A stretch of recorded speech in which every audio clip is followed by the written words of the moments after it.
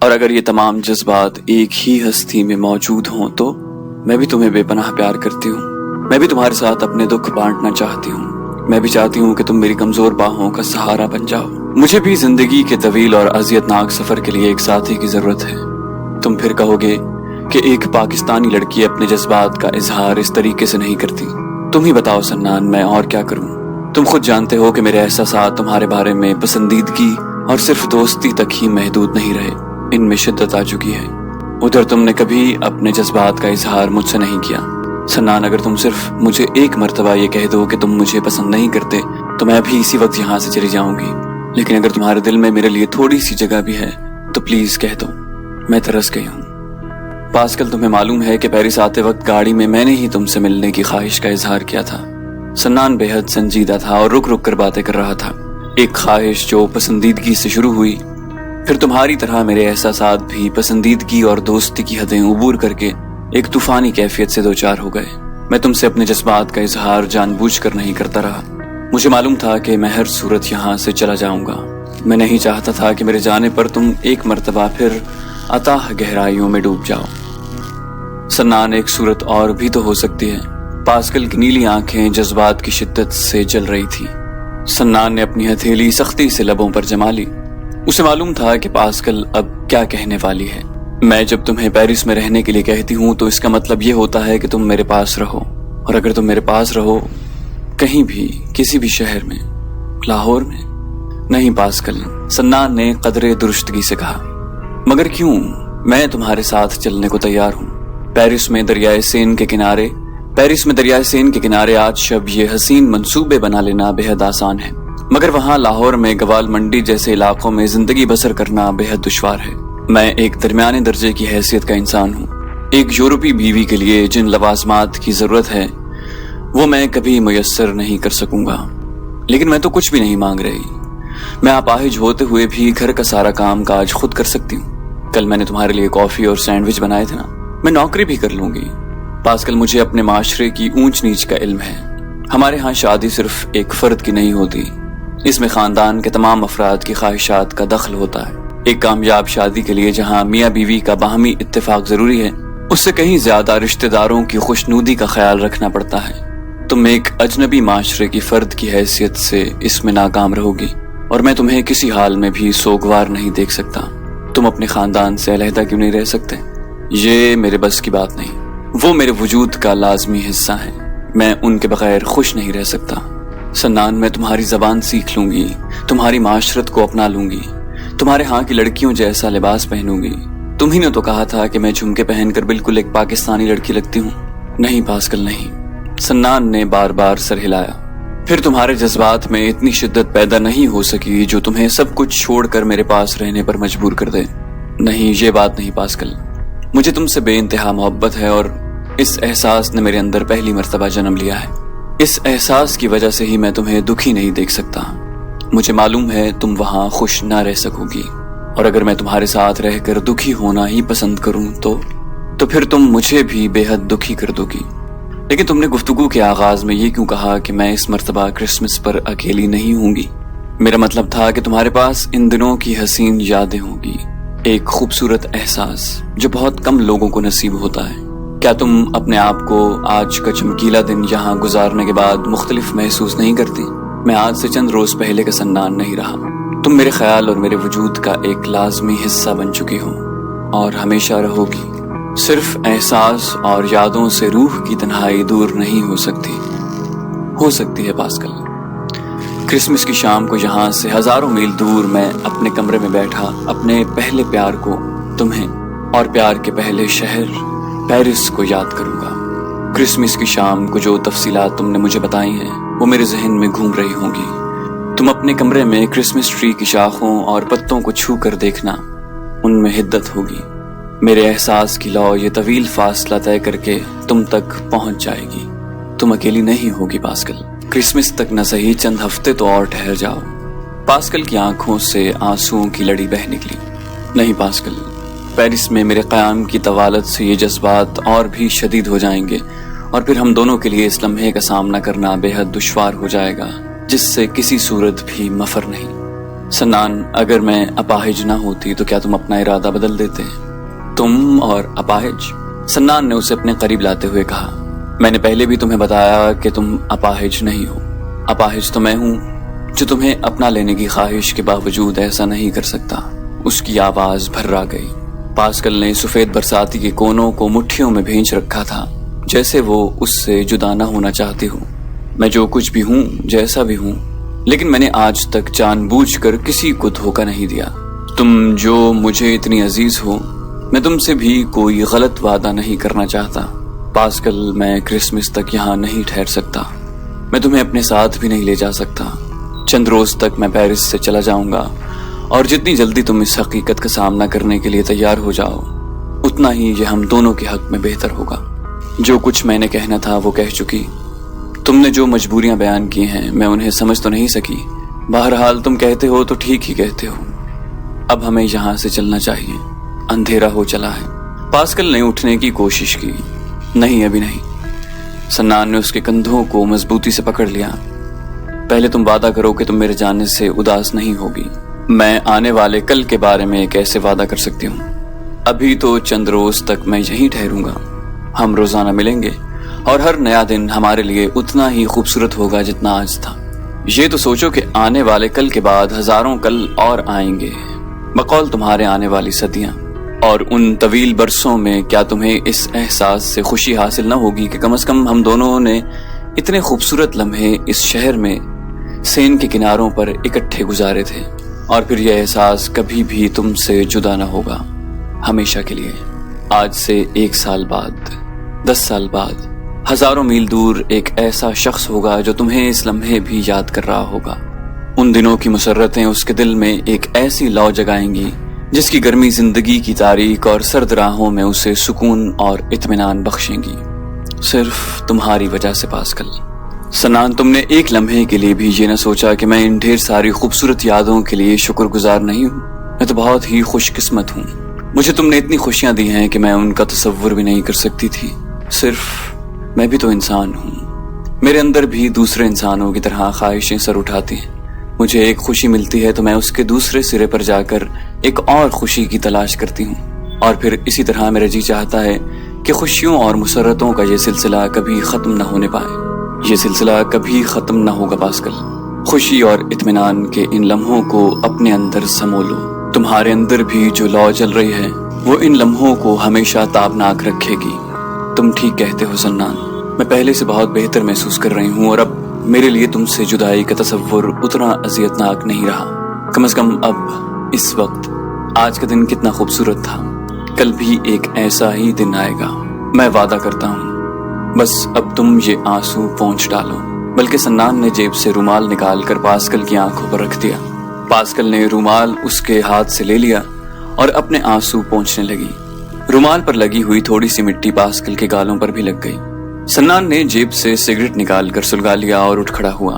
Pascal ने sir उठाकर उसकी जानिब देखा और मुस्कुराकर अपने हाथ फैला दिए। सन्नान ने आगे बढ़कर उसे सहारा दिया और वो उठकर चलने की बजाय खामोशी से उसके साथ आ लगी। कटे हुए सुनहरी बालों में खुशबू थी, जर्द गुलाब की खुशबू।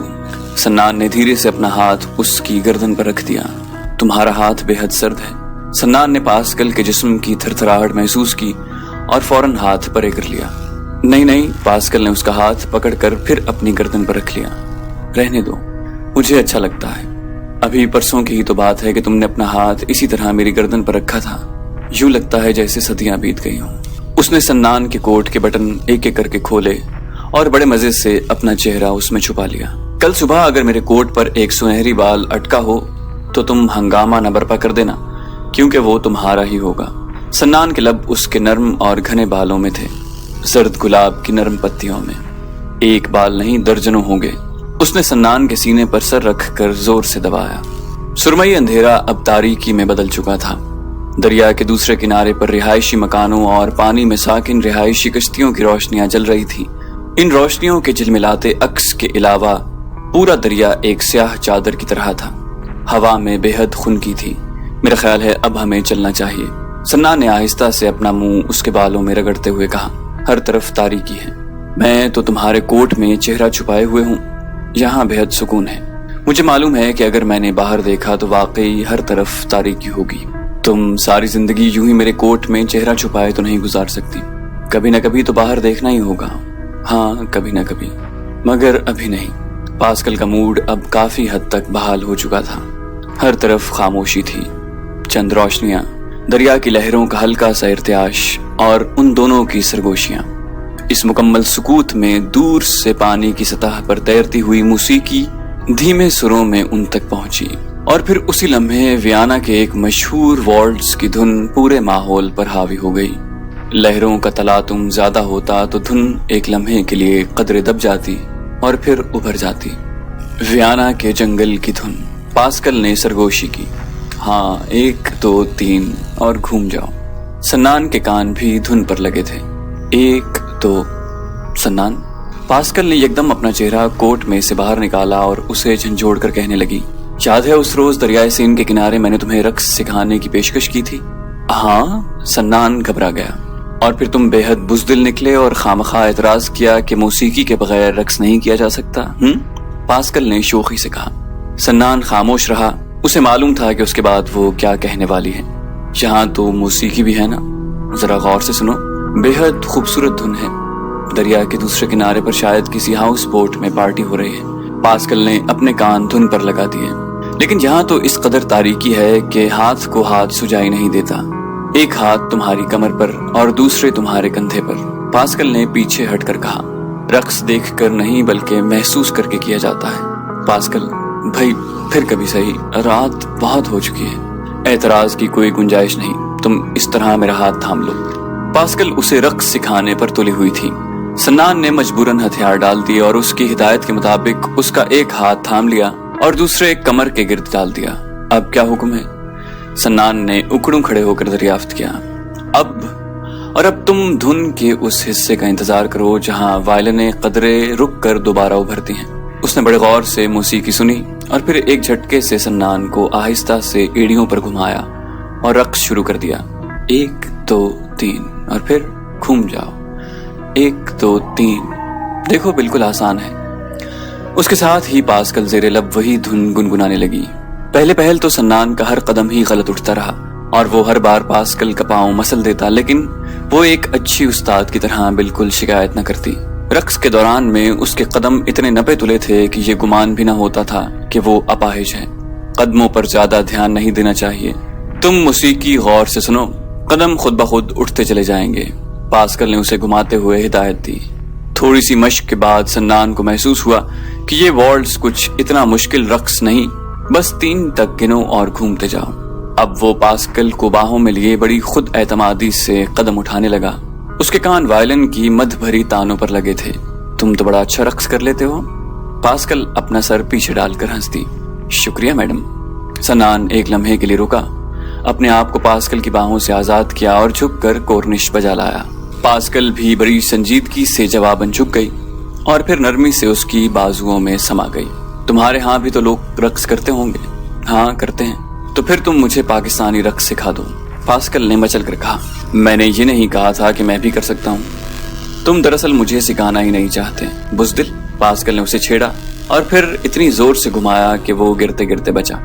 دریا کی پرسکون سطح پر ایک خوبصورت اور روشن کشتی آہستگی سے تیر گئی. یہ ایک ہاؤس بوٹ تھی. آج میں بھی رقص کر سکتی ہوں، پاسکل نے سرگوشی سے کہا. تھوڑی دیر بعد گھنے درختوں کی اوٹ سے چاند نکل آیا اور دریا کی سطح پر ایک روپہلی قالین بچھ گیا. شاہ بلوط اور بید کے درختوں کے پتے چمکنے لگے. موسیقی کب کی ختم ہو چکی تھی، مگر اب اس کی جگہ پاسکل کی مترنم گنگناہٹ نے لے لی تھی. اوہ میں اب بے حد تھک گئی ہوں. پاسکل ہاتھ چھوڑ کر اس کے ساتھ لگ گئی. دریائے سین کے کنارے والٹز کا پہلا سبق ختم ہو چکا تھا.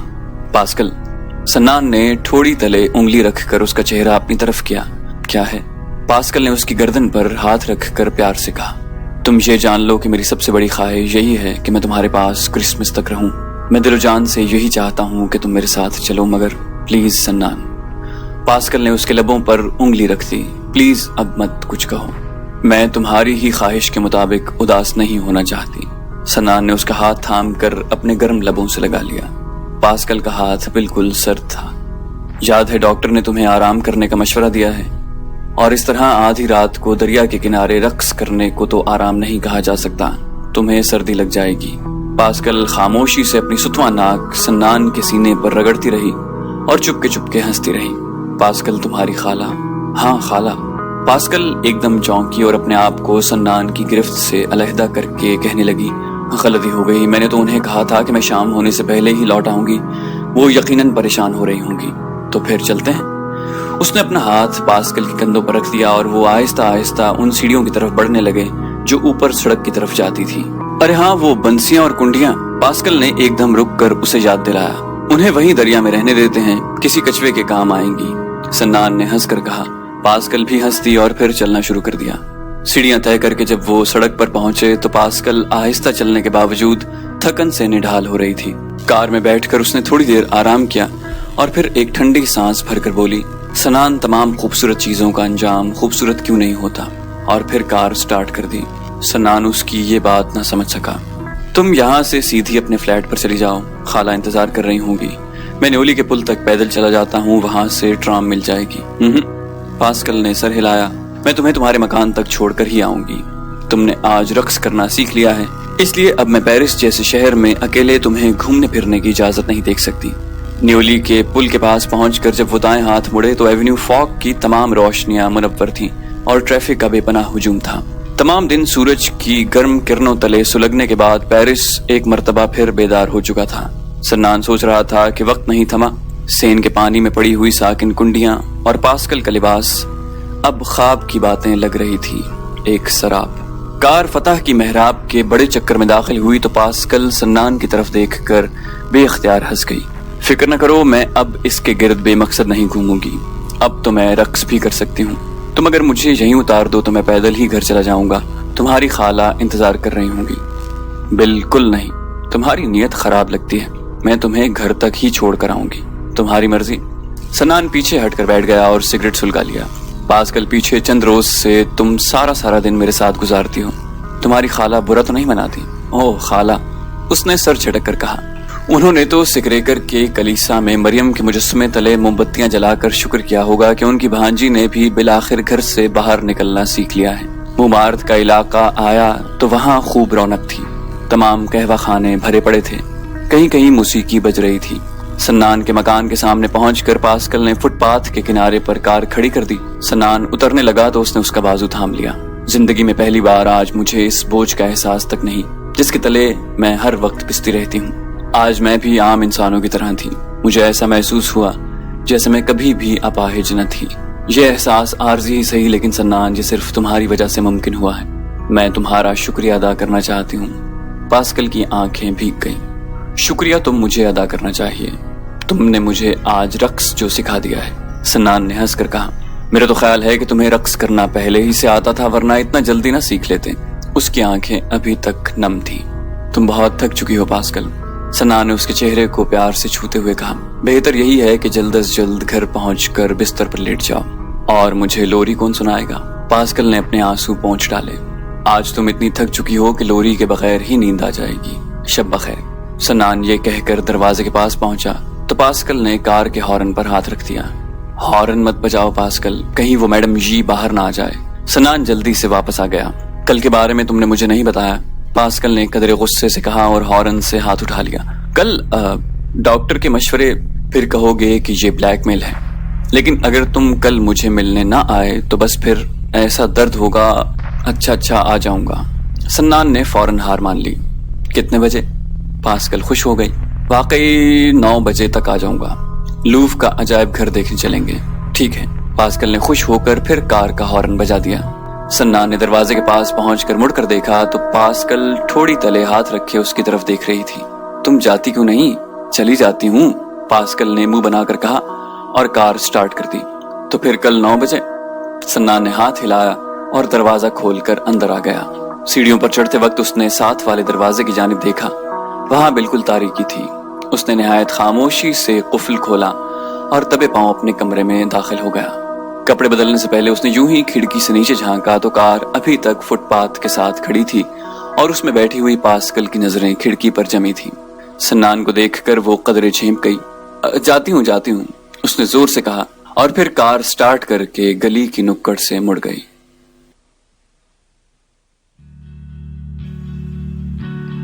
تو دوستو، آپ نے آج کی قسط ملاحظہ کی۔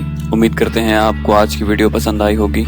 جانے سے پہلے اسے لائک اور شیئر کرنا مت بھولیے، اور اگر آپ سبسکرائبر نہیں ہیں تو چینل کو سبسکرائب کیجئے تاکہ آپ کو تمام ویڈیوز بلا تاخیر ملتے رہیں، اور کامنٹ کر کے ہمیں بتائیے کہ آپ کو ہماری ویڈیو کیسی لگی۔ ہم مزید ویڈیو لے کر جلد حاضر ہوں گے۔ اپنا بے حد خیال رکھیے گا۔ اللہ حافظ۔